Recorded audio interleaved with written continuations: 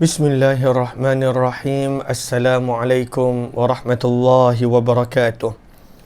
Bismillah, alhamdulillah, wassalatu wassalamu ala habibillah Sayyidina Muhammad ibn Abdullah wa ala alihi wa sahbihi wa mawala.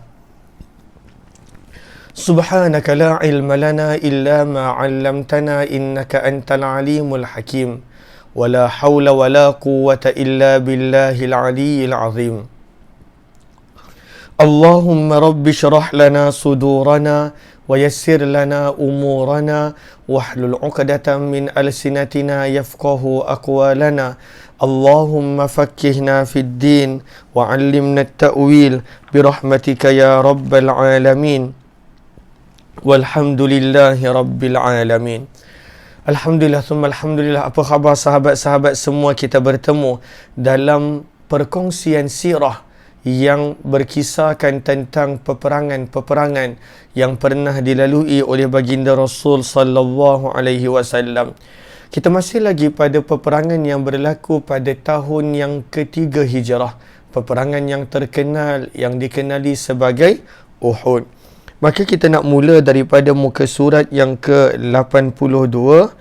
Mohon dia sebaik sahabat-sahabat untuk kita sama-sama perbetulkan dahulu niat kita. Moga-moga pertemuan kita adalah kerana Allah Subhanahu wa ta'ala. Nawaitu ta'alluma wa ta'lim wa tadhakkura wa tadhkir wa naf'a wal intifa' wal ifadata wal istifadah wal hatha ala tamassuki bi kitabillah wa sunnati rasulillahi sallallahu alaihi wasallam wa du'ai ila al-huda wa dalalati ala al-khair ibtigha'a wajhillah wa mardatihi wa qurbih wa thawabih. Amin amin ya rabbal alamin. Ahlan, saya nampak ada Kak Galik Spirit pada pagi ni, Zura M. Hashim, Kak Jamila Ihsan, Elvira, Nurazia Mota, Safia Safian, Kamiza, Farida Ismail, Anak Sukaimi, Syamsiah Salih, Kamiza Muhammad Amil, Habibah Suib, kemudian Fatimah Cik Mat, Safia Sharif, Yaya Lia, Jujunati, Haspa Fauzi, Syahrizu, Nur Lailin Lailuddin, Saadiyah Hassan dan juga Tuan Nur Rahim Sharif, Kamiza Muhammad Amil, Rosna Sharif, Fauzan Muhammad serta Allah Rohani Abdul Jalil dan juga Anizah Umar, Anna Sukaimi, Zuraida Siddiq serta sahabat-sahabat yang lain. Terima kasih kepada semua, jazakillah khairah kepada semua. Lalu pada pagi ini kita nak sambung berkenaan tentang tajuk bagaimana Rasulullah dikepung dan teruknya luka Nabi sallallahu alaihi wasallam. Maka kata penulis buku pada muka surat yang ke-82. Muka surat yang ke-82. Jazakillah khairah Kak Jamilah Ihsan, jazakumullah khairah Tuan Abdul Rauf Sulaiman. Terima kasih kepada sahabat-sahabat semua. Moga Allah balas dengan sebaik-baik ganjaran dunia dan akhirat. Maka dalam peperangan Uhud kita dah terangkan semalam berlaku situasi di mana ketika mana orang Quraisy mengundurkan diri. Orang Quraisy undur. Ketika mana orang Quraisy mengundurkan diri, maka tentera Islam pada waktu itu kejar. Bila tentera Islam kejar orang Quraisy, maka Nabi SAW terdedah. Sebab Nabi SAW pada waktu itu kekal di tempat baginda berhampiran dengan Bukit Uhud. Kemudian berlaku peristiwa tentera pemanah yang tak sepatutnya meninggalkan pos panah mereka. Pada waktu itu mereka tinggalkan pos mereka. Maka Nabi SAW mula dikepung oleh tentera Khalid bin Al-Walid. Lalu kita dah terangkan situasinya. Semalam, yang mana kalau kita lihat dalam gambar, Allahumma salli ala Sayyidina Muhammad. Lalu kalaulah kita lihat dalam gambar, sebentar. Maka kalau kita lihat dalam gambar, mana nak bagi nampak? Okey. Nak bagi gambar. Maka di sini berlakunya peperangan.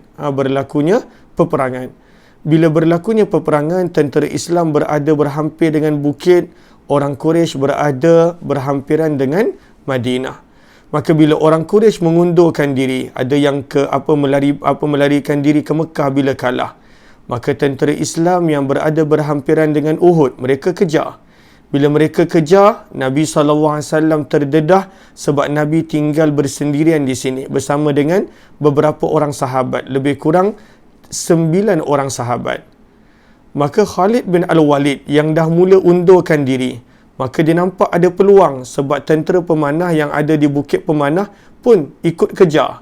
Mereka ikut kejar. Maka Khalid bin Al-Walid datang daripada arah Bukit Pemanah dan dia pada waktu itu masuk dan menjadi penghalang di antara Nabi dan para sahabat yang dah mula mengejar orang Quraisy yang dah mengundurkan diri. Maka Nabi tinggal bersendirian dan tentera pemanah pula meninggalkan pos mereka. Kalaulah tentera pemanah tak tinggalkan pos, maka posisi mereka, Khalid bin Al-Walid yang pada waktu itu belum lagi masuk Islam, dia tak akan dapat melalui kawasan tersebut. Sebab kita dah baca semalam bagaimana 3 kali dia cuba untuk tembus, tak boleh. Kerana tentera pemanah pada waktu itu memanah ke arah beliau. Namun bila tentera pemanah daripada 50 orang, 40 orang turun, tinggal hanya 10 orang, maka Khalid bin Al-Walid nampak dan dia datang daripada arah Jabal Ainain ataupun Jabal Rumah, iaitu Bukit Pemanah, dan mula menyerang pemanah yang berbaki dan menjadi penghalang di antara orang-orang Islam untuk kembali kepada Nabi sallallahu alaihi wasallam. Maka ini adalah saat yang sangat getih. Ini adalah saat yang sangat getih. Allahumma salli ala sayyidina Muhammad. Ini adalah saat yang sangat getih. Okey, saya lupa nak onkan di Telegram. Allahumma salli ala sayyidina Muhammad. Sebentar.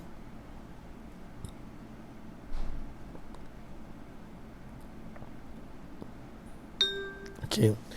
Maka kata penulis buku, Rasulullah terkepung dan Nabi SAW luka parah. Ketika mana pasukan Islam mula kucar-kacir dan pertahanan umat Islam mula terdedah dengan serangan kedua ini. Sebab bila orang Quraisy perasan yang Khalid bin Al-Walid berjaya berada di bahagian belakang tentera Islam dan mula menyerang tentera Islam daripada arah belakang dan mula memisahkan tentera Islam daripada baginda Rasul sallallahu alaihi wasallam, maka orang Quraisy yang dah mula mengundurkan diri, mereka pun patah balik. Maka pada waktu itu tentera Islam berada di tengah-tengah dan depan dan belakang mula diserang oleh orang Quraisy daripada arah depan dan belakang. Sementara itu sebahagian orang musyrik yang lain, mereka mula mengepung Nabi dan menyasar untuk membunuh Nabi. Dan pada waktu tu Nabi terkepung. Nabi tak boleh nak ke mana-mana sebab belakang Nabi adalah bukit. Depan dan sekeliling Nabi adalah tentera berkuda Khalid bin Al-Walid. Kata Anas bin Malik, ketika ini Nabi SAW terpisah daripada pasukan tentera Islam.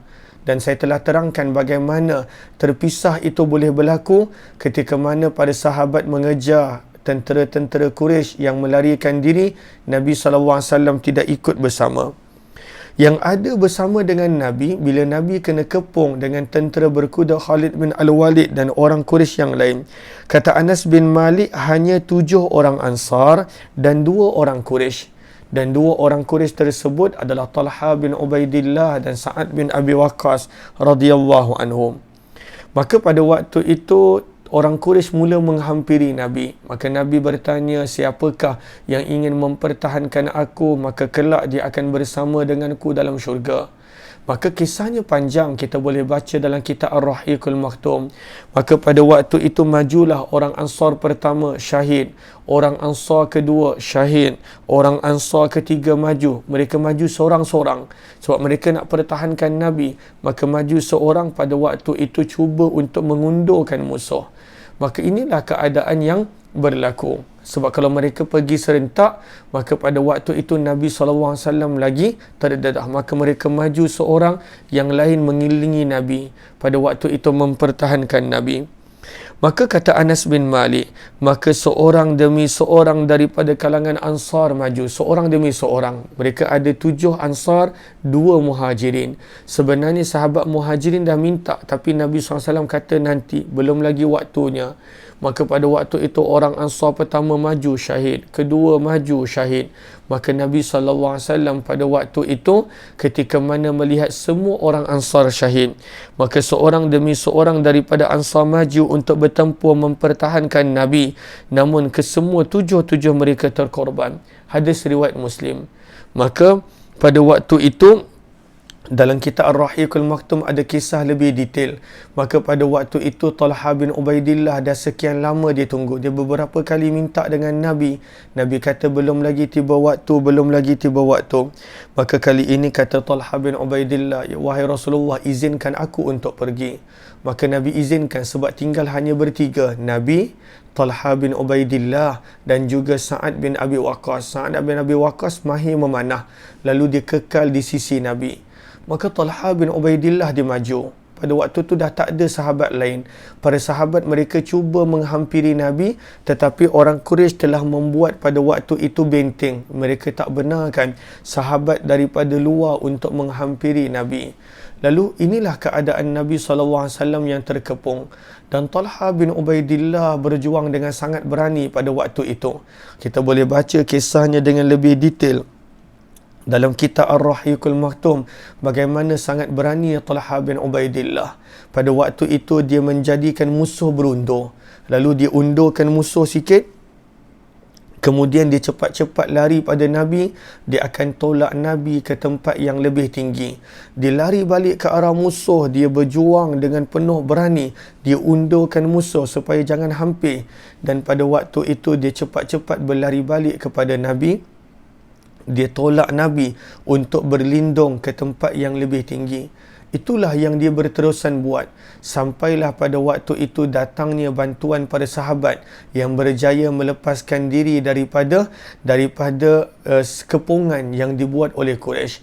Antara sahabat yang awal sampai adalah Abu Ubaidah Ibn Jarrah.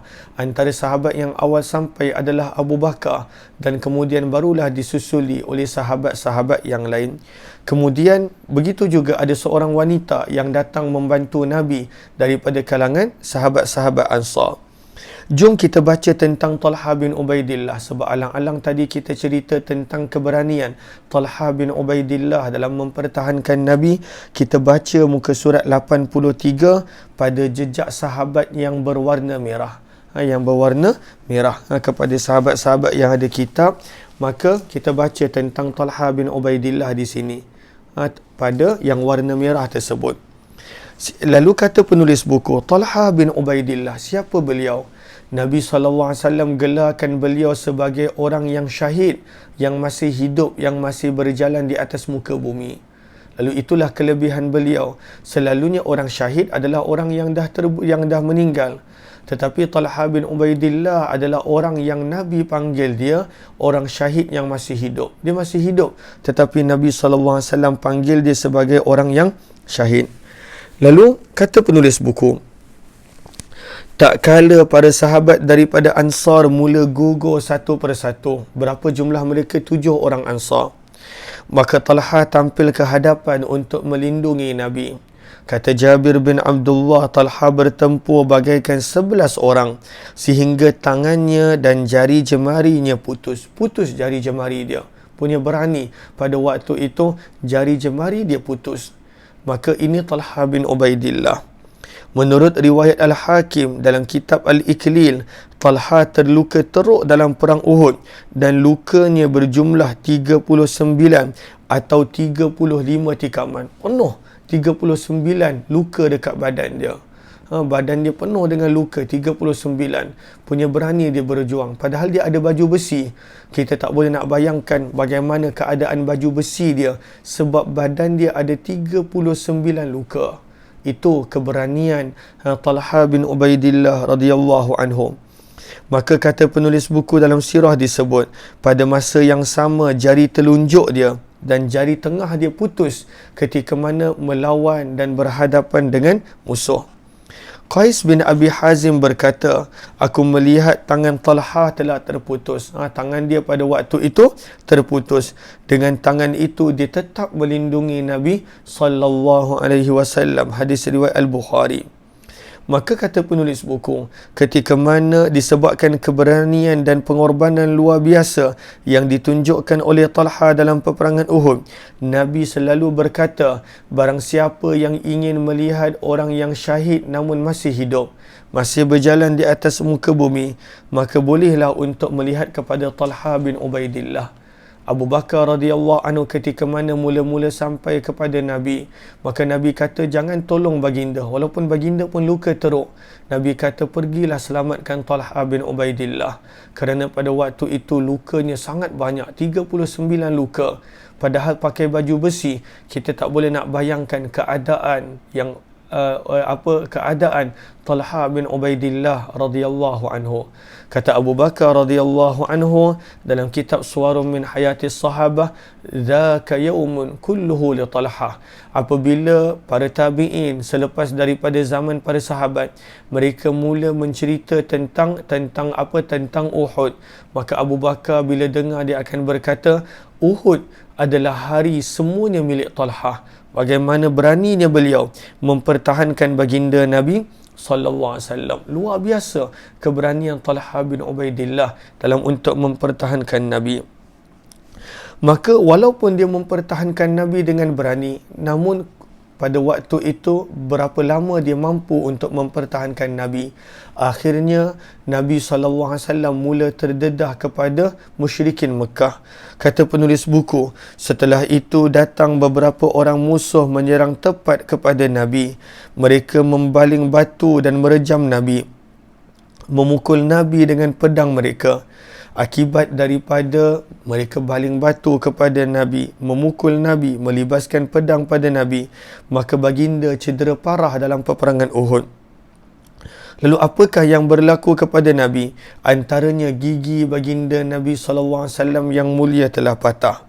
Kemudian nombor 2, pada waktu itu pipi baginda cedera kerana tertusuk dengan 2 batang besi daripada topeng besi Nabi SAW. Lalu topeng besi Nabi pecah sebab kena pukul dengan kuat, kena libas dengan kuat oleh musuh. Maka pada waktu itu ada 2 besi tembus pipi Nabi. 2 besi tembus pipi Nabi sallallahu alaihi wasallam. Dan pada waktu itu bibir Nabi, kalau kita baca dalam sirah, dahi Nabi pada waktu itu semuanya penuh dengan luka sallallahu alaihi wasallam. Maka Nabi SAW pada waktu itu darah mula mengalir dengan banyak daripada kepala baginda Nabi SAW. Ini keadaan Nabi dalam perang Uhud, keadaan yang sangat teruk pada waktu itu. Maka dengan kesakitan yang pada waktu itu berat, maka Nabi SAW pada waktu itu berkata, bagaimana mungkin boleh selamat suatu kaum yang mereka mencederakan wajah Nabi mereka? Macam mana kaum ni nak selamat? Mereka cederakan Nabi mereka sebab Nabi luka teruk. Dan kita tahu Nabi ni bukan suka mendoakan. Nabi SAW bukan suka-suka pada waktu itu mendoakan. Maka Nabi berkata, bagaimanakah boleh selamat kaum yang telah melukakan wajah Nabi mereka? Sebab Nabi pada waktu itu nampak begitu banyak kematian syahid daripada kalangan para sahabat baginda. Pada waktu itu Nabi SAW pun cedera dan luka teruk. Padahal Nabi ni tak ada salah apa-apa. Padahal Nabi ini hanya mengajak mereka kepada Allah. Lalu bagaimana nak selamat kaum yang seperti ini, yang mencederakan begitu teruk Nabi mereka? Maka Allah tegur Nabi SAW. Allah berfirman dalam surah Ali Imran ayat yang ke-128, laisa laka minal amri syai'un aw yatuba alaihim aw yu'adzibahum fa innahum zalimun. Firman Allah, tidak ada sedikit pun kamu wahai Muhammad memiliki hak untuk campur tangan dalam urusan mereka itu. Sama ada Allah menerima taubat mereka ataupun Allah azab mereka, itu bukan hak kamu untuk tentukan, kerana sesungguhnya mereka itu adalah orang-orang yang zalim. Maka pada waktu itu Allah tegur Nabi, jangan mendoakan kebinasaan untuk penduduk Mekah, untuk orang Quraisy Mekah. Maka Nabi SAW pada waktu itu terdiam. Lalu daripada sini kita boleh belajar bahawa jangan kita mendoakan keburukan untuk orang. walaupun kita dizalimi, dan doa dizalimi adalah doa yang mustajab. Namun pada waktu itu mungkin kita doakan dengan doa-doa yang lain. Moga dia beroleh petunjuk macam mana yang Nabi buat kejap lagi kita baca. Moga dia boleh berubah. Moga pada waktu itu dia boleh jadi insan yang baik. Maka semua pahalanya pada waktu itu kita dapat kerana kita yang menjadi penyebab. Maka pada awalnya Nabi berkata, macam mana nak selamat kaum ni? Mereka mencederakan Nabi mereka. Bila Allah tegur daripada surah Ali Imran tadi, maka Nabi terdiam, dan Nabi SAW pada waktu itu berdoa, Allahumma hadi, ataupun Allahumma ghafir liqaumi fa innahum la ya'lamun. Ya Allah, ampunilah kaumku kerana mereka menentang aku sebab mereka tidak faham. Maka berubah pada waktu itu doa Nabi, berubah pada waktu itu permintaan Nabi sallallahu alaihi wasallam. Lalu tadi kita dah belajar orang yang bersama dengan Nabi adalah Talha bin Ubaidillah. Siapakah orang lain yang bersama dengan Nabi? Kata penulis buku, pada waktu ketika mana dikepung ini, antara sahabat yang bersama dengan Nabi selain daripada Talha bin Ubaidillah adalah Sa'ad bin Abi Waqqas. Sa'ad bin Abi Waqqas ni mahir memanah. Maka dia pada waktu itu memanah tanpa henti. Dia memanah tanpa henti. Sampaikan Nabi SAW pada waktu itu bagi juga pemanah kepadanya. Dalam kitab Ar-Rahiqul Maktum kita boleh baca beberapa kisah yang lain tentang keberanian para sahabat mempertahankan Nabi SAW. Bahkan Allahumma salli ala sayyidina Muhammad, kata penulis buku, ketika mana benteng pertahanan kepungan Quraisy berjaya dipecahkan oleh para sahabat, dan para sahabat mula mempertahankan Nabi, maka pada waktu itu ada seorang wanita juga yang mempertahankan Nabi, Masya Allah. Dan siapakah wanita itu? Beliau adalah Ummu Ammarah. Nama beliau adalah Nusaibah binti Ka'ab. Wanita pun ada. Pada waktu itu ketika mana kepungan Quraisy berjaya dipecahkan, maka wanita pun datang nak membantu Nabi. Nusaibah binti Ka'ab ataupun Ummu Ammarah. Malu saya dengan wanita. Bagaimana pada waktu itu sahabiah mereka mempertahankan Nabi pada waktu itu dengan segala apa yang mereka ada, dengan nyawa mereka, pada waktu itu dengan keberanian mereka. Maka Nabi SAW pernah menceritakan tentang keberanian Nusaibah. Kata sabda Nabi SAW, pada hari Uhud, setiap kali aku berpaling ke arah kiri, aku jumpa Nusaibah. Setiap kali aku berpaling ke arah kanan, aku jumpa Nusaibah yang pada waktu itu mempertahankan Nabi. Dia kejap ada kanan Nabi, dia kejap ada kiri Nabi. Dengan pedang dia mempertahankan Nabi sallallahu alaihi wasallam. Lalu ini adalah Nusaibah radhiyallahu taala anhu, Nusaibah radhiyallahu taala anha, wanita yang sangat berani. Lalu ini dia kisah sahabat-sahabat. Sebenarnya banyak lagi kisah-kisah yang lain. Kisah Abu Ubaidah mengeluarkan besi daripada mulut Nabi, daripada pipi Nabi yang besi tertembus, dan banyak lagi kisah-kisah yang lain. Kisah Abdurrahman bin Auf dan Abu Talhah pada waktu itu menjadikan badan mereka sebagai benteng pada waktu itu daripada Nabi kena panah dan juga Nabi SAW kena serang. Kemudian Nabi SAW pada waktu itu mula mencari tempat perlindungan sebab asakan daripada Quraisy berterusan. Pada waktu itu banyak pada sahabat baginda Nabi SAW mula keguguran. Maka Nabi SAW memaklumkan kepada para sahabat agar cari jalan keluar daripada kepungan Quraisy ini, dan pada waktu itu Nabi perintahkan mereka untuk naik ke Bukit Uhud. Naik ke Bukit Uhud, berundur ke arah Bukit Uhud. Maka tempat perlindungan yang strategi ini melindungi tentera Islam daripada semua arah kecuali arah selatan sahaja. Arah selatan yang Nabi SAW daripada situ Nabi naik bukit. Maka pada waktu itu Nabi mula berlindung di bukit. Dalam masa yang sama mempertahankan diri dan menjauhkan musuh daripada tentera Islam yang lain. Maka musuh pada waktu itu mereka tidak berjaya. Musuh pada waktu itu mereka tidak berjaya untuk menghampiri Nabi. mereka tak berjaya. Sebab laluan nak naik bukit makin sempit. Para sahabat mempertahankan Nabi. Maka pada waktu itu kerana terlalu marah dan kecewa, tak dapat nak tangkap Nabi, nak bunuh Nabi, maka mereka kekal di bawah, mereka turun daripada bukit. Dan pada waktu itu orang-orang Quraisy melakukan perbuatan kejam. Mereka melakukan muslah. Apakah muslah? Mereka potong telinga, mereka potong hidung pada sahabat yang telah syahid. Pada waktu itu mereka marah. Mereka tak berjaya nak hampir pada Nabi. Para sahabat mempertahankan Nabi. Maka orang Quraisy pada waktu itu melakukan muslah. Mereka rosakkan jenazah. Contohnya Hamzah telah dibelah dadanya. Hamzah telah dibelah dadanya pada waktu itu. Hamzah pada waktu itu telah dibelah oleh Hindun, isteri kepada Abu Sufyan. Maka pada waktu itu kita nampak mereka melakukan muslah kepada baginda Nabi SAW, kepada para sahabat yang syahid. Ada sahabat pada waktu itu dipotong telinga. Ada para sahabat pada waktu itu dipotong